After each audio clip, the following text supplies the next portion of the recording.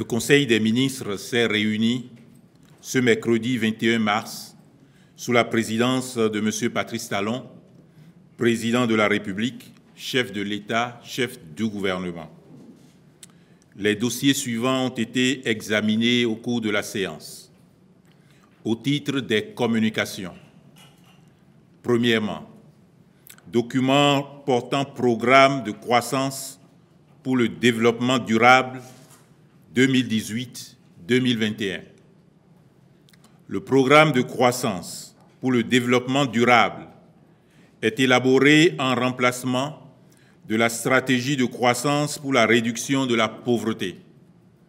C'est un document de référence pour le dialogue avec les partenaires techniques et financiers dans le cadre des différents programmes économiques et financiers ainsi que des appuis budgétaires. Ainsi, il permettra aux 10 partenaires d'apprécier, au regard des secteurs de leur portefeuille respectif, les modalités d'appui pour la réalisation de projets et programmes économiques et sociaux du Bénin. Le Conseil a approuvé ce programme en parfaite cohérence avec la vision du gouvernement. Il présente les stratégies appropriées pour l'opérationnalisation du plan national de développement et permettra notamment d'atteindre les 4 objectifs globaux de ce plan, à savoir développer un capital humain sain, compétent et compétitif, accroître durablement la productivité et la compétitivité de l'économie béninoise, garantir la gestion durable du cadre de vie, de l'environnement et l'émergence des pôles régionaux de développement. Et, enfin, consolider l'état de droit et la bonne gouvernance. Deuxièmement, paiement des droits au personnel non agent de l'État des Escarders Atakora Donga et Borgou Alibori en cours de liquidation. À la suite des réformes opérées dans le cadre de la rationalisation et de l'efficience de l'administration du ministère de l'Agriculture, de l'Élevage et de la Pêche, les droits des personnels non agents de l'État doivent être payés conformément à la loi. Mais sur 8 structures concernées, les Escarders Atakora Donga et Borgou Alibori ne disposent pas de ressources financières suffisantes pour payer les 10 droits, respectivement à 6 et 41 agents. Le Conseil a donc autorisé la mise à disposition de ressources complémentaires aux fins de désintéresser ces agents. Troisièmement, autorisation de conclure des marchés dans le cadre du projet d'approvisionnement en eau potable en milieu rural et assainissement des eaux usées urbaines et du programme OMI-Delta. Le gouvernement a réalisé un plan directeur de développement du sous-secteur de l'approvisionnement en eau potable, AEP, en milieu rural au Bénin pour la période 2017-2021.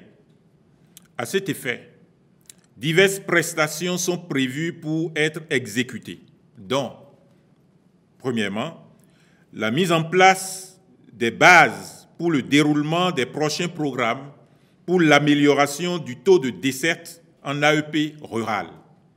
Deuxièmement, la remise à niveau des données pour 150 adductions d'eau villageoises suivies par le système M-Water. Troisièmement, la mise en œuvre et la gestion technique et quotidienne des activités du projet. Quatrièmement, l'actualisation de son manuel de procédures administratives, financières et comptables. Cinquièmement, l'actualisation du manuel opérationnel d'exécution et du manuel d'intervention en situation d'urgence en vue de la restructuration du projet, ainsi que sa mise en cohérence avec le nouveau Code des marchés publics. Le Conseil a autorisé la signature de ces marchés relatif à la bonne gouvernance du secteur de l'eau et instruit le ministre de l'Eau et des Mines de veiller à la mise en œuvre et au suivi rigoureux des contrats de prestation. Quatrièmement, sélection de cabinets pour la mise en œuvre des projets de construction des musées d'Abomey, d'Alada, de Porto Novo, de Ouida et de la Marina, porte du non-retour. Le gouvernement a décidé de faire du tourisme un pôle majeur de croissance économique dans notre pays. À ce titre, de grandes réalisations sont prévues pour soutenir le secteur. Au nombre des projets figure le développement d'équipements culturels et touristiques des localités d'Abomey, d'Alada, de Ouida et de Porto Novo. À cette fin, les sites identifiés seront valorisés et transformés en de véritables attractions touristiques à forte potentialité économique. Dans cette perspective, des négociations ont été engagées avec des cabinets spécialisés de renom en vue de disposer de dossiers architecturaux et d'études techniques détaillées pour amorcer la phase de construction des infrastructures. Ces cabinets exécuteront les missions complètes de maîtrise d'œuvre en partenariat avec des cabinets béninois pour favoriser le partage d'expériences et le transfert de compétences. Il s'agit de, premièrement, atelier d'architecture de Valence-Loutati pour le projet de construction du musée de l'épopée des rois d'Abomey et de l'arène des Vaudous non masqués. Deuxièmement, agence Françoise Ntépé pour le projet de construction du musée esclavage, résistance et mémoire Toussaint Louverture d'Alada. Troisièmement, agence d'architecture Zuo Montpellier pour le projet de construction du Musée international des arts et civilisations du Vaudou Orisha et de l'arène des Vaudous masqués de Porto Novo. Quatrièmement, EREMCO pour les projets de construction à l'identique de la cité historique de Ouida et de construction de la Marina, porte du non-retour. Cinquièmement, les crayons pour la scénographie et l'éclairage muséal sur les projets d'Abomey, d'Alada et de Porto Novo, ainsi que les équipements culturels et touristiques de Ouida et de la Marina. Le Conseil a instruit les ministres en charge du dossier à l'effet d'effectuer les diligences en vue de la contractualisation avec ces cabinets. Cinquièmement, sélection d'entreprises pour le projet de modernisation de la gestion des déchets solides ménagers du Grand Nokoué, en vue de résoudre durablement le problème de gestion des 380 000 tonnes de déchets solides ménagers produites annuellement dans les communes du Grand Nokoué. Le gouvernement avait lancé une procédure de consultation internationale pour la sélection d'entreprises ou de groupements d'entreprises d'un haut niveau d'expertise et d'expérience. Le ministre du Cadre de vie et du Développement durable a rendu compte au Conseil du résultat infructueux de cet appel d'offres en raison notamment de la récurrence des entreprises ou groupements d'entreprises sur plusieurs lots et de la faible qualité et le niveau des dossiers dont peu se rapprochaient des standards d'exigence attendus en la matière.